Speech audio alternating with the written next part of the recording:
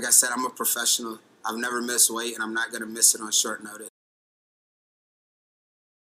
He missed weight. Michael Johnson missed weight, unfortunately, the first time in his career for his UFC Fight Night 138 matchup against Artem Lobov at featherweight, the 145-pound division. Unfortunately, Michael Johnson came in at 147 pounds, which is 1 pound above the 146-pound non-title fight weight class limit. What does that mean? That means Michael Johnson has to give up 20% of his purse. Michael Johnson makes $50,000 to show, $50,000 to win. He has to give up a minimum of $10,000 because he did not lose that one last pound. He might give up $20,000 if he wins and receives his 50K show and his 50K win. That's 100 grand, 20% of that, boom, 20 grand goes to Artem Lobov. Artem did say that if Michael Johnson missed weight, he would not keep the money, he would give it back, because Michael Johnson accepted this fight on 2 weeks' notice. I woke up and I got the call, it was like 175, something like that, and I was like, 30 pounds. I was like, okay. I was like, screw it, let's go. He was 30 pounds above the weight class limit 14 days before competition. That means he has to lose over 2 pounds per day every single day leading up to combat, leading up to a mixed martial arts competition. Now, Michael Johnson is a great athlete. He's tough as hell. He's a good guy. So I'm not even yelling at Michael Johnson right now. I'm yelling at the organization. I'm yelling at the UFC. I'm yelling at the sport, the fans of MMA, to sit back and allow this.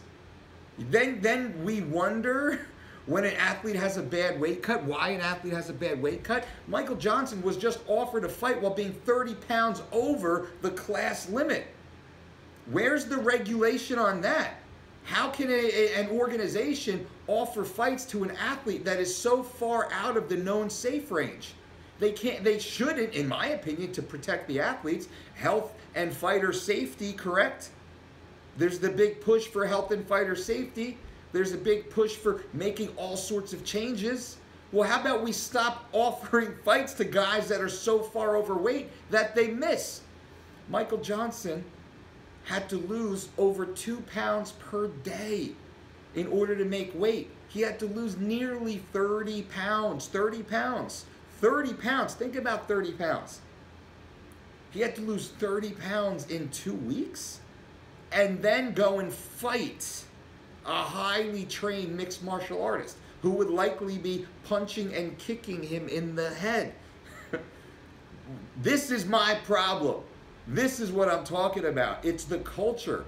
It's the institutionalized deterioration of the athlete's health and safety. And it's the norm. This is the way it is. And Michael Johnson's a tough guy for going and taking the fight. And, you know, if he misses weight, if he has a horrific weight cut, and thank God that he didn't, then the narrative changes completely. And they start talking about, well, the weigh-in shouldn't be at 9 a.m., right? That's the big one recently. And there's so many things, there's so many issues, there's so many flaws, but guys and girls, let's just talk common sense right now.